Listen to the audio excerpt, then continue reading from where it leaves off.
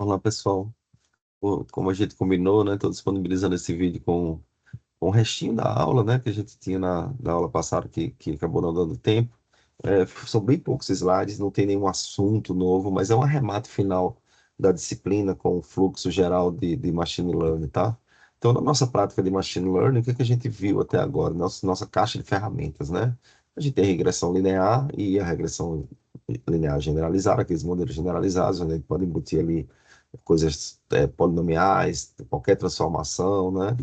E a gente viu que isso é bastante poderoso, desde que a gente saiba qual é o modelo que a gente quer seguir. Regressão logística, que é basicamente para classificação, e o classificador KNN. Como que a gente faz tudo isso na prática, tá? O nosso fluxo é basicamente seguir esses 6 passos, tá? Então, em geral, a gente separa o nosso conjunto de teste em 10, 20 ou 50% dos dados, tá? Isso é uma coisa que a gente usa bastante, né, para poder depois a gente avaliar, né, o nosso modelo. Então a gente separa aqui 10, 20, 50, mas pode ser qualquer forma de separar os dados para base de teste e de treinamento, tá? Pode também usar a validação, né, como a gente já viu em aula. Um número bastante usado é 80 para treinamento, 20 para teste e validação, mas isso também não é uma regra de ouro, tá? Isso pode mudar da forma que vocês acharem mais adequado para o problema, quantidade de dados vocês têm, assim por diante. Um outro passo que é muito comum é Z-normalizar as colunas de treino, né? Então, antes de treinar, Z-normaliza, principalmente se elas estiverem em escalas diferentes. A gente viu que tanto o KNN quanto modelos baseados em gradiente descendente podem sofrer bastante se a gente não Z-normalizar esses dados.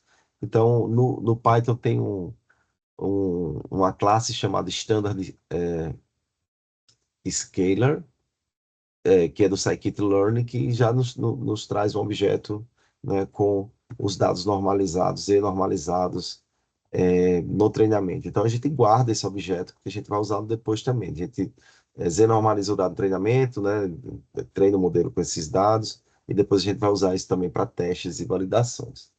Depois a gente faz o one hot encode nos dados categóricos. Então, se a gente tem dados categóricos, é interessante a gente fazer o one hot encode. A gente já viu isso também.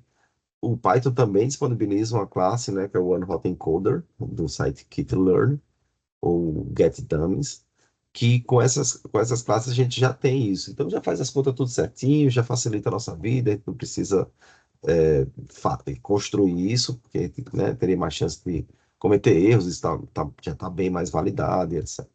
Depois a gente treina o modelo, faz a validação cruzada para escolher hiperparâmetros, esse é o objetivo, né? E Z normaliza as colunas numéricas do teste usando a média e o desvio padrão do treino. Esse é um ponto bem importante para vocês observarem, tá?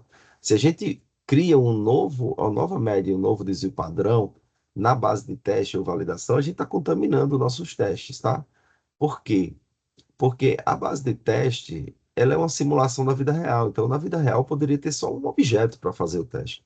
Na verdade, não seria para o teste, né? Mas para classificá-lo, por exemplo, ou para fazer uma regressão com aquele objeto. Eu não teria, né, necessariamente uma base. Isso aí é uma coisa que a gente faz para poder avaliar, mas eu não teria necessariamente uma base, então eu não teria, na realidade, um desvio padrão e uma média. E, além de tudo, a gente assume que o treinamento é representativo da população e que é estacionário, né? Que o modelo é estacionário, ou seja, que ele não muda ao longo do tempo, ele vai manter os mesmos parâmetros. Então, a base de treinamento ela já é representativa, a média desse padrão que a gente coleta lá, que a gente calcula no treinamento, ela deve ser usada aqui também, tá? É assim que a gente testa a validação. Na validação e no teste, é assim que a gente avalia a capacidade do modelo de generalizar, tá? Então, reutiliza-se o objeto standard scalar de antes, que a gente usou no treinamento. E aí a gente mensura os erros no teste. Como é que a gente faz isso num pipeline aí de machine learning? Primeiro a gente tem uma amostra, a gente separa em esse G que está aqui de cima, tá? Training set, é o conjunto de treinamento, conjunto de teste, podemos ter o de validação também aí, né? Vai variar de acordo com o que a gente já discutiu na sala, nas aulas anteriores. A partir daqui a gente tem modelos, tá? Tem um cardápio de modelos. Aqui tem até um pouco mais do que o que a gente trabalhou no curso, né? Tem florestas, mas a gente não discutiu florestas aqui no curso. Mas a gente tem um cardápio de modelos que a gente vai querer utilizar, e esses modelos têm os seus hiperparâmetros. Lembra dos hiperparâmetros, né? Taxa de aprendizado pode ter mais de uma, né? Porque eu posso ter um em cada direção, se eu não normalizar os dados. os parâmetros lá de regularização, né? O quanto eu dou de peso para regularização, eu posso ter mais de um parâmetro na regularização, e assim por diante, dependendo do modelo, a gente pode ter outros hiperparâmetros, tá? E a gente também faz todo aquele trabalho de feature engineer que a gente viu na aula passada, né? One Hot Encoders, normalizar dados, escolha pode fazer feature selection, né, que é selecionar os atributos. A gente pode fazer PCA, tá? E assim por diante. Então, a partir daí, a gente ajusta nossos modelos, faz a cross-validation para selecionar os hiperparâmetros desses modelos, e aí depois a gente tem um modelo escolhido, que foi o modelo que ganhou de todo mundo. Então, esse é o nosso modelo que a gente vai escolher como sendo o modelo que a gente treinou e vai usar para esse problema específico. A partir daí, a gente quer saber a capacidade dele de generalização. Então, a gente mensura o erro na base de teste, né? A gente captura aqui a base de teste e mensura o erro. A partir daí, a gente pode fazer bootstrap para fazer intervalo de confiança, né? No erro de teste, tá? Com isso, é o pipeline geral que a gente usa para machine learning de uma maneira bem geral, tá? Bom, para avaliar classificadores, que é um outro tema, a gente viu, né, como avaliar os regressores, como MSE, etc. Classificadores, a gente tem algumas métricas que são extraídas da nossa matriz de confusão. Então, vamos pensar aqui primeiro no classificador binário. Isso pode ser estendido para classificadores multiclasse, tá? A gente, a métrica mais comum é a acurácia. A acurácia é de tudo que é positivo, né, assim, que é verdadeiro, né, tudo que é verdadeiro, que acertamos, de tudo que é verdadeiro, o quanto a gente acerta, né?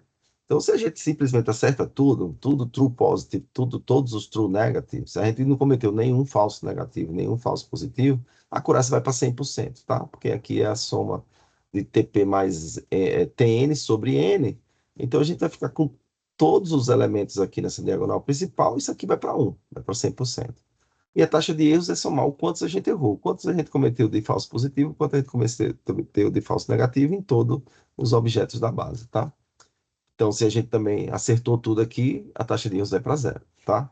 Essa medida ela é interessante, mas ela tem um problema quando a base é desbalanceada, né? Se for muito desbalanceado, por exemplo, se tiver muitos objetos positivos e pouquíssimos negativos, ou o contrário, é só dizer que é tudo positivo ou que é tudo negativo, né? Indo em direção da base, da classe que tem mais objetos.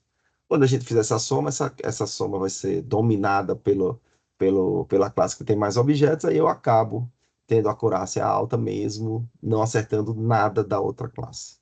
Tá? Então, em bases desbalanceadas, acurácia e taxa de erro não são medidas interessantes. A gente usa mais precisão em revocação. Tá? A revocação indica quanto dos verdadeiros eu acerto. Então, eu tenho uma base e tenho vários verdadeiros lá dentro. Quantos desses eu consegui recuperar?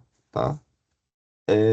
E a precisão, ela indica quantos eu classifiquei como um. Eu acerto, ou seja, quantos da classe positiva que eu disse que são da classe positiva eu acertei de fato, né? Então veja que isso aqui é precisão. Tudo que eu disse que é da classe positiva. O que é que eu disse que é da classe positiva? Isso é isso previsto aqui, é tudo isso daqui, tá?